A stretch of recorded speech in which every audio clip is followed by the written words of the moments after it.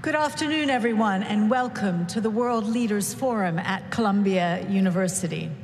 I wanted to start by just recognizing the co-sponsors of this event, Columbia Center on the Global Economy and Governments and the Harriman Institute. And I also want to acknowledge our moderator, Alexander Cooley, former director of the Harriman Institute and vice provost for academic centers and libraries at Barnard College, and he'll be joining us on the stage momentarily. Most importantly, I want to welcome our honored guest, President Klaus-Werner Iohannis of Romania and his delegation who are with us here today. We are so delighted to have you here. Before I start, by introducing the President, I wanted to say a few words about Columbia's proud ties to Romania. They include the Nicolae Iorga Visiting Professorship of Romanian Language, created with the support of the Romanian government and named after the famous politician and scholar.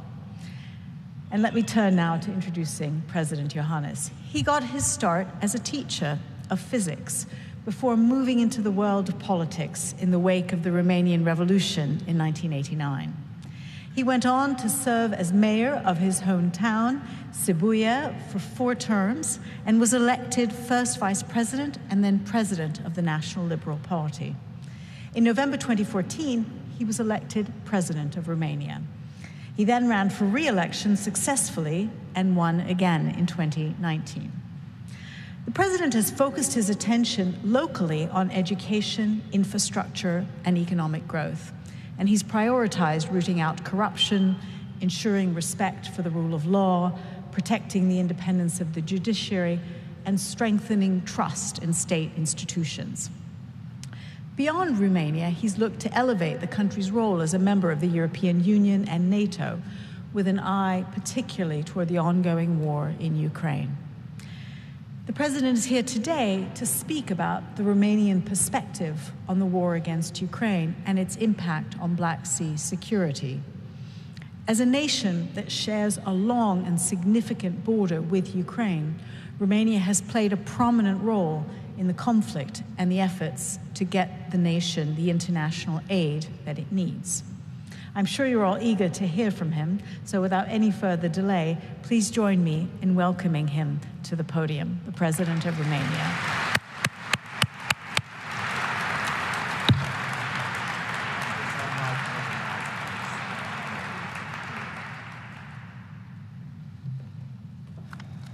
Thank you so much, Madam President of the Columbia University, for such a nice introduction for me. Distinguished professors, dear students, ladies and gentlemen, it is a great pleasure for me to be here today.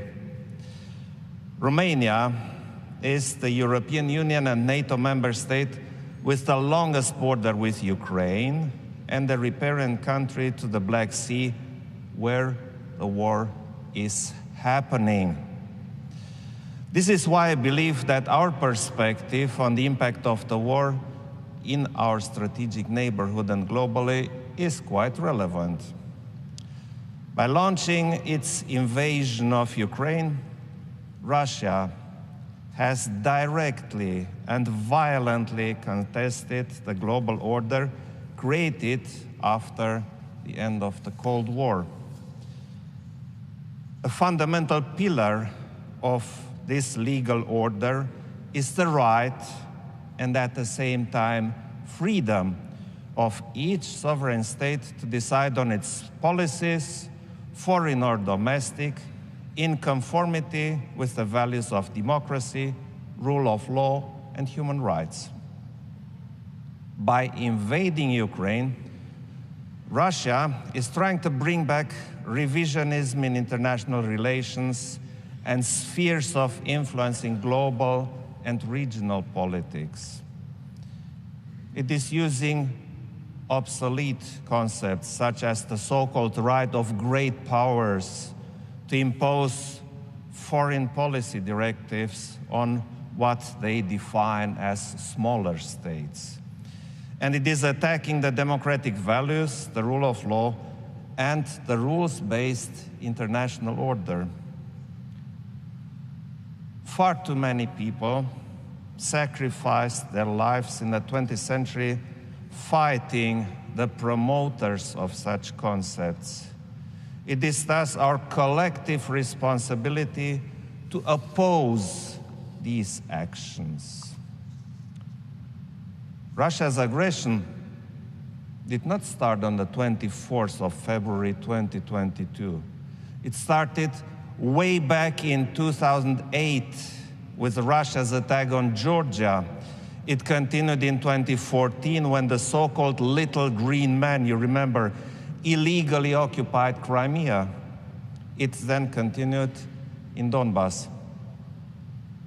Romania, being very close to all these conflicts, kept signaling that there was a very brutal and dangerous buildup, and sadly, we have been right. Back then, Russia claimed that the international community, especially what they call the collective West, did not want to pursue dialogue and find solutions to the problems created by Russia itself in Ukraine. This was, of course, not true. The international community, including Ukraine, did engage with Russia. There were hundreds of hours of negotiation within the so-called Minsk agreements framework. But it was Russia who grossly violated the agreements. Before the 2022 invasion, both NATO and the United States made their proposals for talks with Russia, but Russia dismissed them. Hence, Russia showed that when it says it wants to negotiate, it wants to buy itself time to prepare for the next aggression. This is why, when we discuss how the current war in Ukraine could end, there should be no return to a new Minsk agreement type of framework. We must avoid creating another frozen or protracted conflict in the Black Sea region. Only Russia will benefit from such an arrangement. Romania has been arguing for a long time in favor of preventing and solving the so-called protracted or frozen conflicts in this area. As I mentioned many times, the war against Ukraine taught us that in such context, the absence of war does not mean peace. Ironically, as a direct consequence of Russia's irresponsible and illegal actions, we have achieved incredible results globally. Because we were forced to take bold action faster and in a more determined way, Ukraine and the Republic of Moldova were granted EU candidacy status and are preparing for accession negotiations. We drastically reduced the energy dependence on Russia. Finland became a NATO ally, and I'm confident that Sweden will accede soon. Ukraine itself is now closer politically and practically to the alliance. NATO took historic decisions to reinforce defense and deterrence on the eastern flank and at the Black Sea. The Black Sea was irrevocably deemed as a region of strategic importance for the Euro-Atlantic security because everybody understood that what happens in the Black Sea would not stay in the Black Sea. How could all this happen? Russia expected a weak international community and a compliant Ukraine. But by threatening with the use of force and then using force, it achieved exactly the opposite. Russia miscalculated and underestimated our response as a community of values and security, and it miscalculated the response of Ukraine. Romania, as a strategic partner of the United States and as a NATO ally, is now safer than it has ever been throughout our recent history. We have a more coherent and multi-domain approach to the defense of the eastern flank. We took concrete measures to intensify cooperation with other allies at the Black Sea, especially the United States. We also look forward to the implementation of the recent US strategy for the Black Sea region, to which Romania brought its substantive contribution. There is also a need to underline the impact this war has on the Republic of Moldova, the second most affected country after Ukraine. Our security, the security of Ukraine and of the Republic of Moldova, are strongly interlinked. If we strengthen their security, then our security will increase and our community will become stronger. So far, the authorities in Chișinău proved impressive resilience faced with Russia's hybrid tactics and other serious challenges. Romania constantly stood by the Republic of Moldova at these difficult times, as well as numerous international partners, including the United States. And we will continue to do so to the best of our capacities. A stable and secure Republic of Moldova is of critical importance for our community of values. Ladies and gentlemen, one thing is clear. For the security of all of us, Ukraine must win. But what kind of endgame can Ukraine and the international community accept? For this, I believe there are a few sine qua non conditions. First, there is no peace without fully guaranteeing and restoring Ukraine's full independence, territorial integrity, and sovereignty. We should work together in order to give Ukraine assurances that the long-lasting peace will not be broken by another Russian aggression. This is why Romania has joined the G7 declaration of support for Ukraine. Second, Ukraine and the Republic of Moldova must continue to receive full assistance for their European Union integration. We know from our own experience that the European Union integration is a truly transformative process, fostering democratization, economic development, stability, and security. A swift decision on opening accession negotiations with both countries is a must. Third, there can be no peace without justice. The aggressor must pay the price for its aggression based on international law. All those who committed horrible crimes in Ukraine and against Ukraine must be brought to justice. All like-minded countries agree that we need to continue to support Ukraine in its fight against Russia. However, the way out of the war and into the peace will be a new test for the international community. There are international actors already closely monitoring our unity and determination. Simply put, we cannot afford to be weak, divided, and incoherent in our response. We must defend the rules-based international order and our community of values and security. We must defend democracy and reject tyranny. We must defend diplomacy and dialogue and reject the use of force in international relations. Thank you. Looking forward to our debate.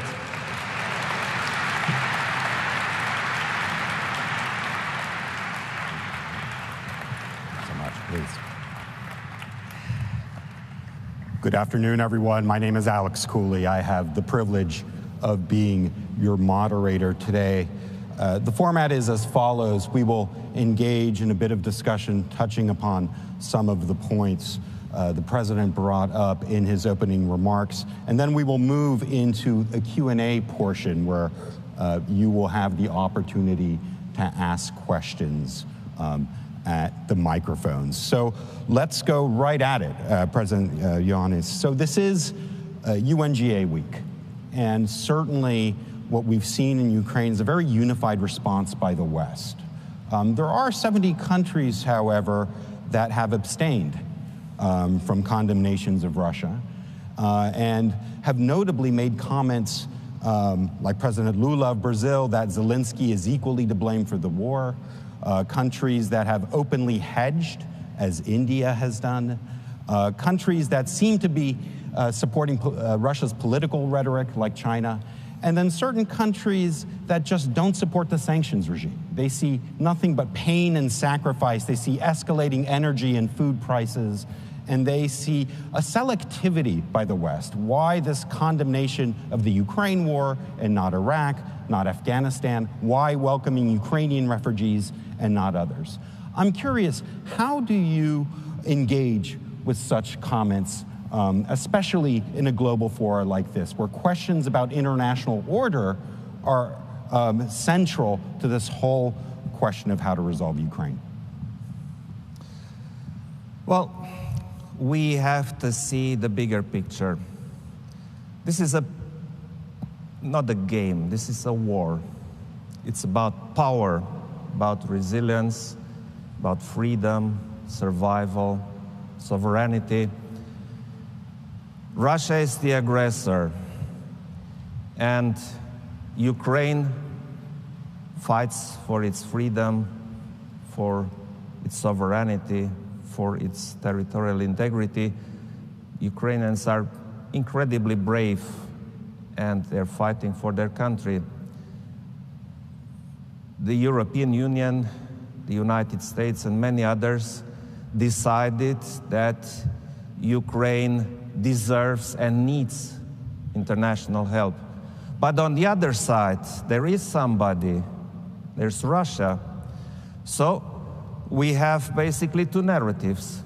Our narrative, which we believe is the correct one, it's based on international rule, on international law, it's based on the values of democracy. But on the other side, there is also a narrative. Russia tries to communicate to the international community that it is right. So we have two narratives, ours and the Russian narrative. Unfortunately, I have to say unfortunately, not everybody has been convinced by our narrative. A number of people and states, we have to admit this, are rather on the side of Russia for different reasons. Some depend on Russia. Some would like to benefit from whatever, Russian products. Others would like to benefit from Russian protection. Some people probably get Russian money. And so we have this Russian narrative which spreads wider than we expected it when this war started. We cannot fight a narrative. We can only try to convince people that we are the good guys and the other side are the bad guys. So I'm trying to convince other leaders that we are fighting with Ukraine, we are helping Ukraine, and our side is the right side. Every time when I visit a country or a leader, we discuss this. It's issue number one. No matter where you go, it's issue number one. And, well, sometimes we are successful, and sometimes we have to try a second time or a third time.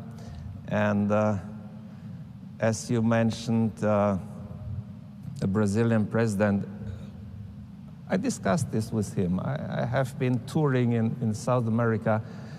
We sat together maybe for 3 hours, and, well, it was a good discussion. At the end, his narrative sounded a bit different, but fact is that a lot of heads of state and government fear that this war will drag them into recession too, that this war will affect them, will affect their nation, will affect them politically. So it's a very complicated communication, and we know very well that wars are won not only with weapons, but also with communication. And so we better work hard on our communication and explain to people why we stand up for Ukraine, why we describe the situation as it is, why we blame Russia, why we wish to have people brought to justice, and so on and so forth. Thank you. So, just to follow up on what's happening now in your country, Romania, Romanian authorities on multiple occasions have confirmed the discovery of drone fragments on your soil amid sustained attacks by Russian forces on Ukraine's ports and targets. You were quoted as saying that this is an absolutely unacceptable violation of the sovereign airspace of Romania, a NATO ally, with the real risk to the security of Romanian citizens in the area. Yep. Your prime minister said, though, no one attacked us and no one is attacking us. So what are the red lines here regarding the potential of spillover of the conflict, of these drone flights and other Russian activities spilling over onto your territory and NATO territory? We had 3 situations when we discovered whatever leftovers of drones on Romanian territory. Luckily, so far, nobody has been hurt and no real damage occurred. But doesn't mean that it didn't matter. It matters. And we have to see it a bit, again, with the background. Why does Russia attack these small ports on the Danube? Because they're small ports. They're not of a huge importance worldwide. By the way, we have a Danube border with Ukraine, which is quite long, and Ukraine has some harbors on the Danube. We have some harbors. Basically, they're on opposite sides of the Danube. So why does Russia attack these small ports? Well, the explanation, in my opinion, is that Russia wants to impair the transit of Ukrainian grains. We in Romania allowed Ukraine from day one to transit Romania tax-free, use all our logistical lines to export grains to whoever, mainly to, less developed countries in the so-called global south. And they're exporting quite a lot. My colleagues calculated since the war started, since last February, through the Romanian logistical lines, Ukraine exported more than 25 million tons of agricultural products, mostly grains. These go on road, they go on rail, and they go on the Danube. And much of it is brought to the Danube through these small ports. So Russia is attacking these small ports to scare people off, to stop the transit of Ukrainian grains. They attack with drones, and sometimes these drones, after they're probably shot down, they land on Romanian soil. This is unacceptable. However, these attacks are war crimes because they do not attack any military facility. They attack civilian facilities. They attack civilian infrastructure. They attack simple people who work in these harbors. And we have to see it as such. So it's unacceptable right from the start. But having a spillover to Romanian areas is fully unacceptable, and we are protesting pretty loud against this. We discussed this with our allies. We already enhanced our anti-air defense in the area, and so we do whatever has to be done to protect our people, but still it remains unacceptable, despite the fact that, of course, Russia is not intentionally attacking Romania. These drones are not directed at Romania, but as they land in Romania, this is a real problem and it has to be addressed. Okay. Let me invite you to line up in front of the microphones for the Q&A session.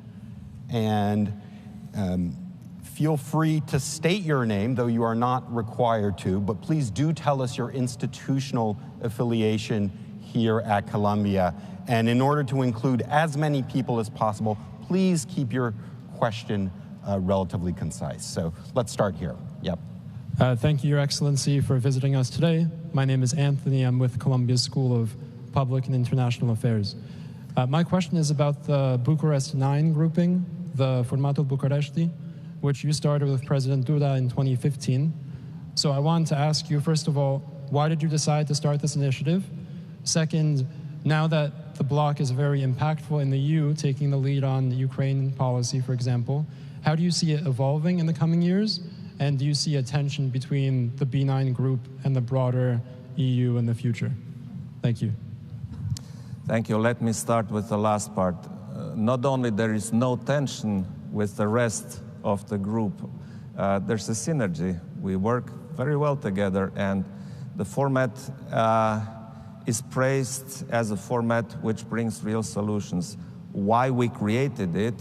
Well, when the Polish President Andrzej Duda and myself discussed on one occasion preparing for the NATO summit, which then took place in Poland, in Warsaw, we thought that it might be of importance for the former East Bloc states to have discussions before that, because we have specific issues. We have, for instance, the issue of the eastern flank. It's us on the eastern flank. And when we started these discussions back in 2015, the term eastern flank existed, but defense and deterrence was okay, but not super strong.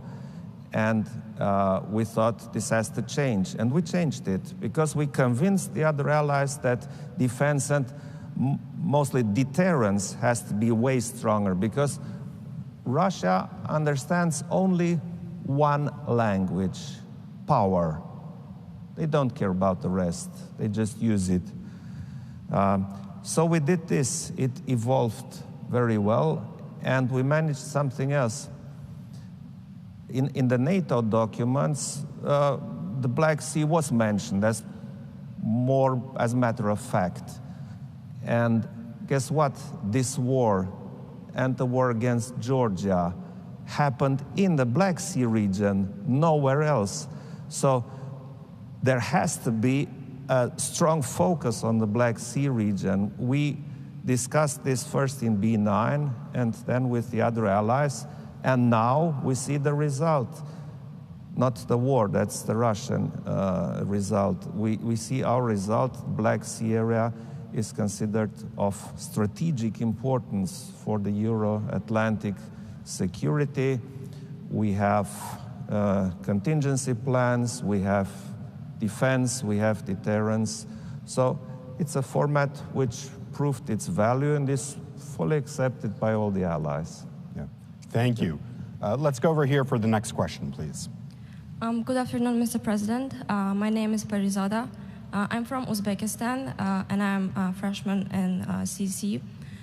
So my question was about post-Soviet countries, in particular Central Asian countries. Do you think their position, like being neutral towards the war, is correct? And do you think they might be under threat of Russian power in the future?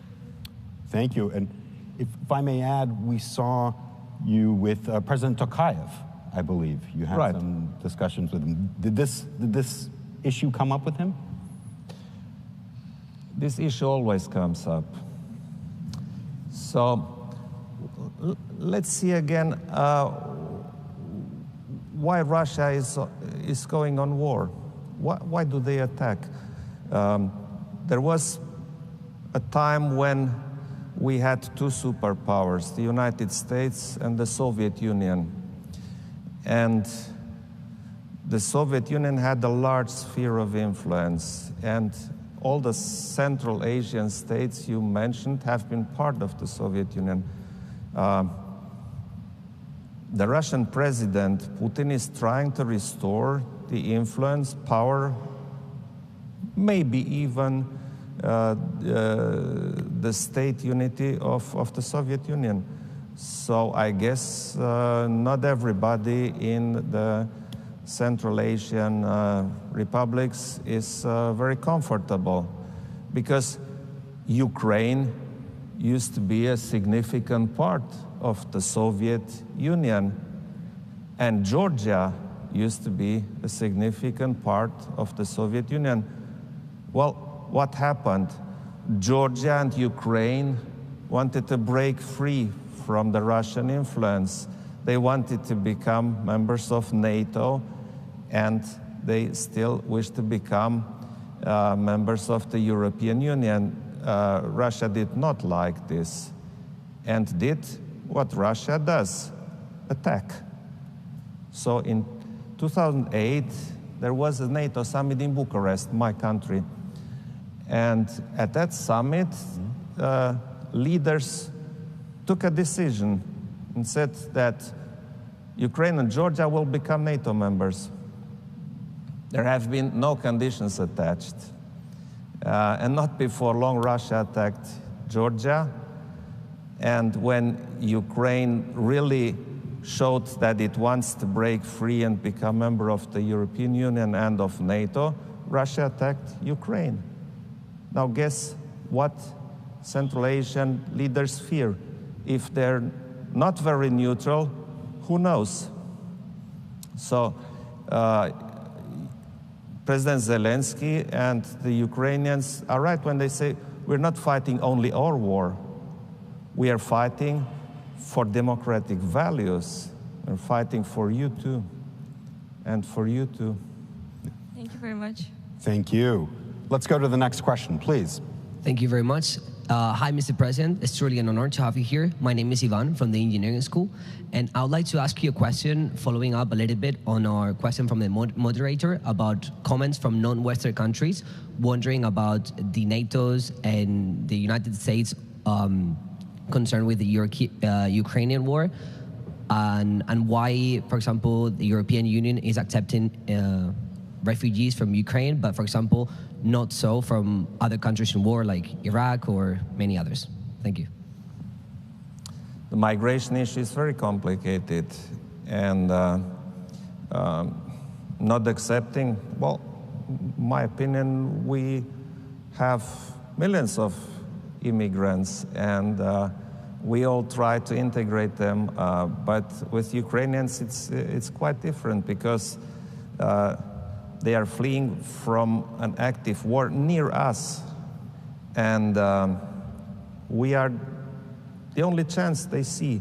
So the European Union decided to give them a special status.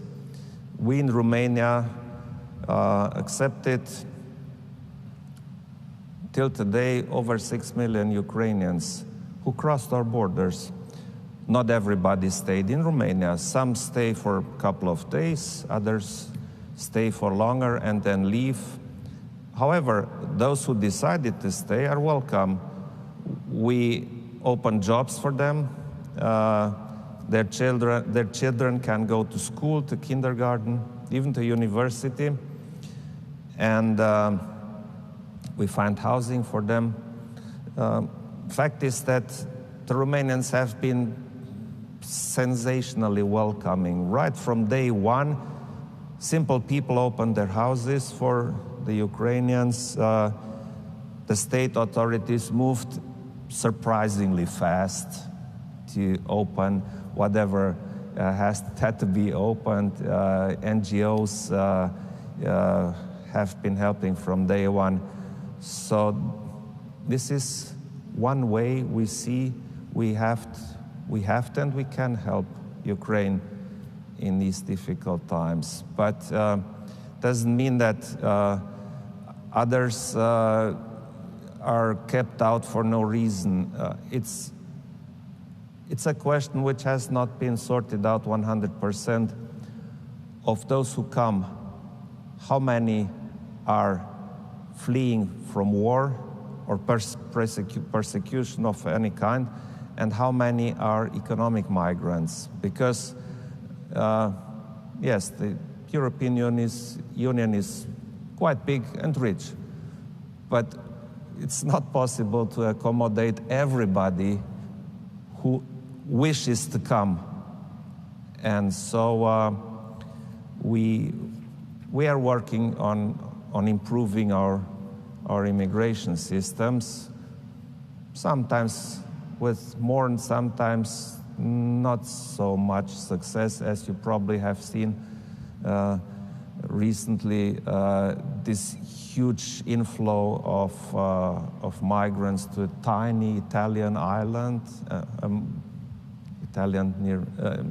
near Malta, more precisely, and trying to enter Italy and from there the Union. It's a very difficult question, and unfortunately we have some answers and some are still missing. Thank you very much. Thank you. Let's go to the next question over here, please. Hi, thank you so much for coming. My name is Edward Lopez. I'm from the Columbia School of Journalism. And the question I had is, what do you think of the current news coverage, particularly in Western media, of the current Ukrainian war? And are there any parallels or differences between that of the current war and the invasion of 2008 in Georgia? It's a horrible war. You can describe that in many ways. It remains a horrible war. And in the end, those who are at war have to find a way towards peace. Sometimes people say, why do we have to witness all this cruelty and all this injustice? Well, we have to witness it, because otherwise we believe talking about it makes it go away.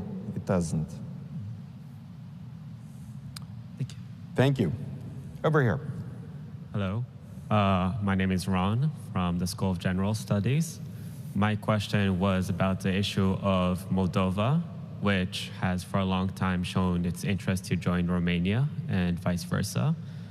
And considering that it's not a NATO or European Union country yet and has its own breakaway province that Russia supports in Transnistria, how has a recent war changed the urgency and the discussion about integrating Moldova into this framework?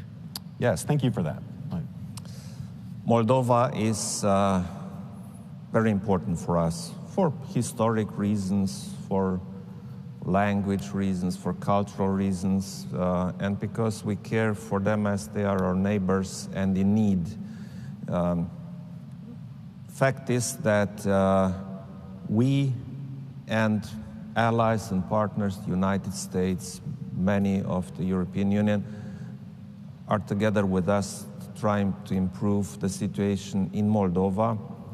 Moldova has the highest number of refugees per capita of all European countries.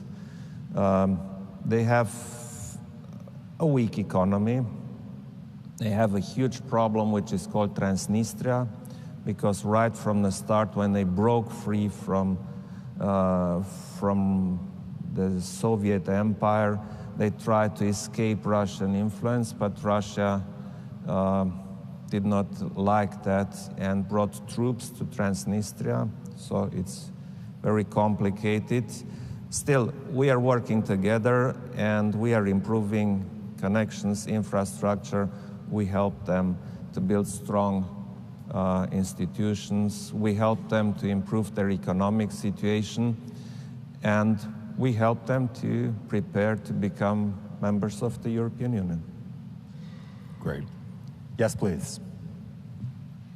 Hi, Mr. President. My name is Siri from School of International Public Affairs.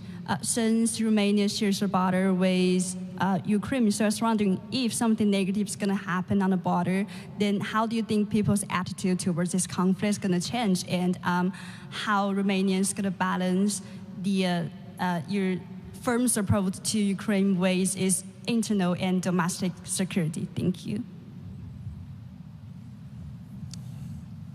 It's a very complicated issue you touched upon, because if we go deeper into it, it's something called war fatigue. And it shows in Europe. More and more people ask, well, why do we have to support Ukraine? Because it impacts our economy. It impacts our well-being, and who knows, maybe it impacts our security. Well, guess what? We, the leaders, are responsible to explain why we support Ukraine, why it is vital for us to support Ukraine. And you know what? Most people understand it. It's just some extremist parties who try to change the attitude. There's talk that even some of these parties are under Russian influence. And so Russia obviously tries to spread its narrative through whatever hybrid actions is it called. And yes, people are scared. For instance, the area you mentioned, where drones fell on Romanian territory. Well, guess what? People are scared. I mean, really scared. If you live in a village and a mile near your village, a Russian drone comes down and explodes, of course you ask yourself, well, maybe the next one falls on my house. So this is one issue, and we are doing whatever we can to protect our people. But despite the fear, they understand very well why we have to support Ukraine, because they see the bombing on the other side of the Danube. And if we just sit and do nothing, who knows, maybe it comes to us too. So we'd better do something. Yeah, thank you. Great, thank you. Over here, please. Hi, my name is Adina Kazaku. I am a student at Columbia College. And Mr. President, you focused on diplomatic relations and how other actors have strengthened Romania's security. Yet there exist internal infrastructural threats to national security, despite your aims to make progress on these issues. So, for example, a higher education system that does not make global rankings, hospitals that have recently failed to administer effective prenatal care, and politicians that claim academic titles based on plagiarized theses. How do you see these issues in relation to Romania's national security and, more generally, security in the Black Sea? And what actions do you plan to take in the last stretch of your presidency to address these issues? Well, if there's one country where all politicians are honest, There's no corruption. All the hospitals function 100% and so on. Please tell me which one. But of course, there's a different degree. You're right. The most well-ranking universities are in the United States of America. But there's a competitor coming up. Who knows? Fact is that Romania evolved very much over the last years. But that doesn't mean that in 30 years we managed to overcome all the systemic failures and issues we inherited from the other regime. I myself know both regimes. Half of my life I spent in communist Romania and the other half in democratic Romania, and to everybody's surprise, even to my own, I became president of this Romania. And we are working hard on it, but we still have a lot to do. But our security is better than it ever was. Being a strong NATO ally is something which I would define in the following way. When Romania became a NATO member, it was back in 2004, we have been a country which needed protection from others.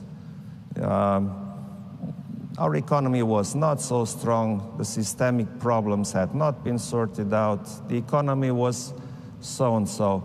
Now as we speak, Romania is a provider of regional security, and our own security is well taken care of. But the other problems, some of the other problems still has to be sorted out. Thank you. Yes, please. Good afternoon, Mr. President. My name is Adrian Esteban Gonzalez. I am a student at Columbia College studying Caribbean Latino Studies, Economics, and Computer Science. So this morning, Republican Majority Taylor Greene tweeted, "Americans are suffering in Lahaina, East Palestine, and now Eagle Pass has issued an emergency declaration because thousands of migrants from all over the world invaded their border town. We are 33 trillion in debt. The only thing US leaders should be talking with Zelensky about is a permanent ceasefire and ending the war, not writing him a check to continue grinding Ukraine to a bloody stump." So my question would be, we mentioned how important it is to continue to provide aid at the border for the security of Romania and us, the East. What would you recommend to Majority Taylor Greene or the Biden administration to do? Would it be to send American troops to the border, continue economic funding, or a ceasefire from Russia? Well, even if I had some ideas, I would not tell them, because this is not diplomatic use. As president of a country, it's not my thing to tell other leaders what to do. This not telling is something called sovereignty.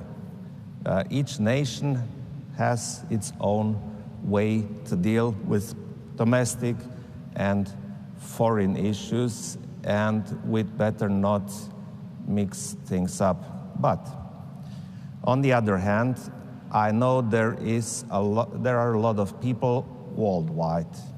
I'm not speaking about specific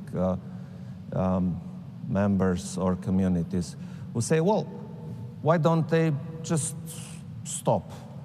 And then we'll see. Well, guess what? My opinion, and this I can tell because it's my opinion, the only ones who can have a say how they will accept peace for their country are the Ukrainians.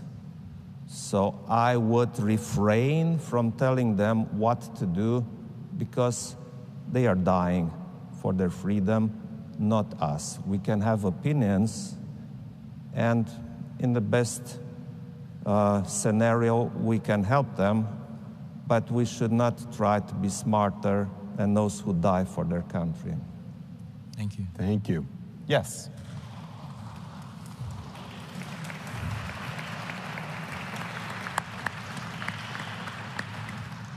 Hello, Mr. President. My name is Tore Kohl. I'm from the Columbia Law School. My question is in relation to the situation in the Black Sea and kind of grain shipments. Just this morning, we got news that I think the first grain freighter arrived in Istanbul, Turkey, traveling through Romanian waters in the Black Sea after Russia's blockade. At the same time, we have Poland, Hungary, and Slovakia still upholding an import ban on Ukrainian agricultural products, even after the EU just recently lifted the ban. And a few days ago, Ukraine launched a complaint with the World Trade Organization. And yesterday, we got a statement, I think, from the pro. I'm sorry, if you could just ask the question part. We're almost out of time. So like what I want to get to is that the situation between Ukraine and Poland is currently pretty tense. Poland has, made a comment that it might stop weapons deliveries to Ukraine. So my question to you is, like, where does Romania see itself in perhaps mediating kind of the current tense situation between Poland and Ukraine and keeping together the united front in Europe? Yeah, perfect. Thank you. Well, my hope is that they will find a new modus vivendi without tensions, but that's more their problem than mine. My problem is the grain transit, and I can tell you simply, I sorted it out.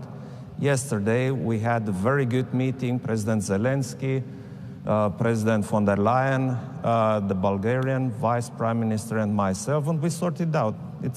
That's it. That's how I believe we have to tackle issues, because if you introduce conditionalities on the help for Ukraine because of domestic political issues, usually they're called elections, it's not a good way. And yes, we opened our national waters in the Black Sea for Ukrainian ships, and now they're not going straight through the Black Sea, they're coming through our waters. That's fine. So we're adding a new dimension. Till now we had road, rail, Danube, now we have Black Sea too. And if it's necessary, we will even improve that.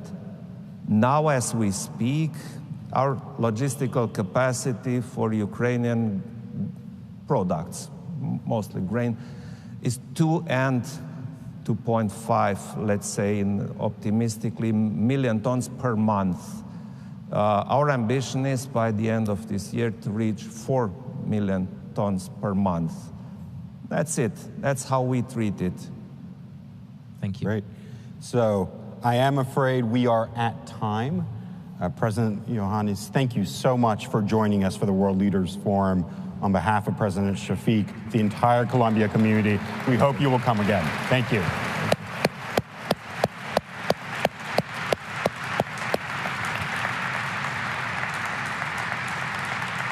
Much.